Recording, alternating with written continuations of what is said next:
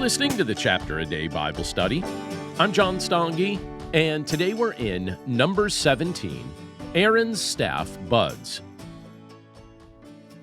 Numbers 17 comes right after one of the most turbulent moments in Israel's wilderness journey.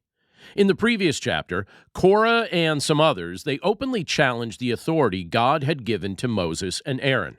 They questioned whether Moses and Aaron had any special right to lead the people or serve as priests. The rebellion ended in dramatic judgment, and yet the underlying tension among the people didn't immediately disappear. Numbers 17 shows us how God graciously settled the issue once and for all. God decided to provide a visible sign that would clearly demonstrate whom he had chosen for the priesthood. The Lord instructed Moses to collect a staff from each of the 12 tribes of Israel.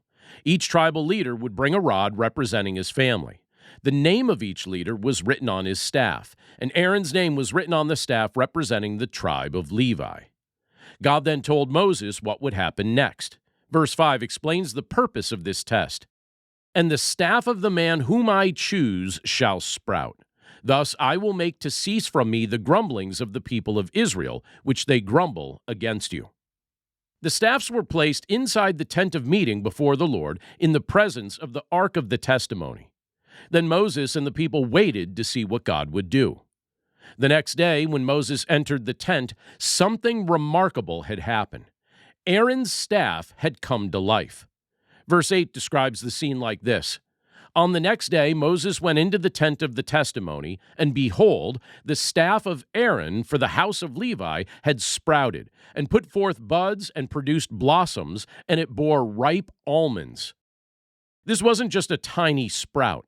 The staff had gone through multiple stages of growth. Buds had formed, blossoms had developed, and almonds had appeared. What had once been a dead piece of wood now showed unmistakable signs of life. And none of the other staffs changed. The message was unmistakable. God had chosen Aaron and the tribe of Levi for the priesthood. This wasn't Moses' decision, and it wasn't something Aaron had claimed for himself. It was God's appointment. Moses then brought all 12 staffs out to the people so they could see the evidence for themselves.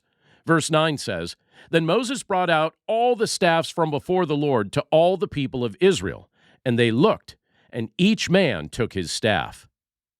Only Aaron's staff had budded. And to make sure the lesson wouldn't be forgotten, God gave Moses one more instruction. Aaron's staff was to be placed permanently before the ark as a reminder. Verse 10 records the Lord's command. "Put back the staff of Aaron before the testimony, to be kept as a sign for the rebels, that you may make an end of their grumblings against me, lest they die." This staff became a lasting symbol that God himself had established the priesthood. The people understood the seriousness of the moment. Their response revealed a new sense of fear and reverence for the Lord. In verses 12 and 13, we read this, "And the people of Israel said to Moses, Behold, we perish. We are undone. We are all undone. Everyone who comes near to the tabernacle of the Lord shall die. Are we all to perish?"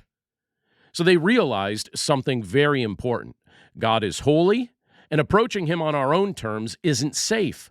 If they were going to live in relationship with God, they needed a mediator. And that realization points us directly toward Jesus. Aaron's budding staff was a sign that God had appointed a priest who could represent the people before him. The priest stood between a holy God and a sinful nation. The priest offered sacrifices. The priest interceded on their behalf. But Aaron's priesthood, as important as it was only temporary. Every priest in Israel eventually died. The system itself pointed forward to something greater. Well, the New Testament explains that Jesus is the ultimate high priest. Hebrews 5:4 reminds us of a principle that was illustrated in Numbers 17. In that passage it says, "And no one takes this honor for himself, but only when called by God, just as Aaron was." Aaron didn't appoint himself. God chose him. Well, in the same way, Jesus didn't assume the role of high priest by human authority. The Father appointed him. But Jesus' priesthood surpasses Aaron's in every way. Aaron carried a staff that came to life as a sign of God's choice. Jesus himself rose from the dead. The resurrection is the ultimate confirmation that the Father has appointed him as our mediator and Savior. A dead staff producing life was certainly astonishing, but a crucified Savior walking out of the tomb is definitely greater. So just as the budding staff silenced the rebellion of the people, the resurrection of Jesus settles forever the question of who has the authority to bring us to God. Through Christ, we have the mediator Israel needed, and the priest every human heart needs. Hebrews chapter 7, verse 25 describes what Jesus is doing for us right now. In that passage it says, "Consequently, he is able to save to the uttermost those who draw near to God through him, since he always lives to make intercession for them." Aaron's staff was placed before the ark as a reminder of God's chosen priest. Well, in a much greater way, the risen Christ now stands before the Father as our living high priest. And because of him, we don't have to fear approaching God. Instead, we're invited to come near with confidence, knowing that our mediator has been chosen by God, proven through resurrection life, and is forever interceding on our behalf. Thanks again for listening to today's episode of the Chapter a Day Bible Study. For more resources to help you in your walk with Christ and your understanding of the Bible, please visit my website at BibleStudyHeadquarters.com.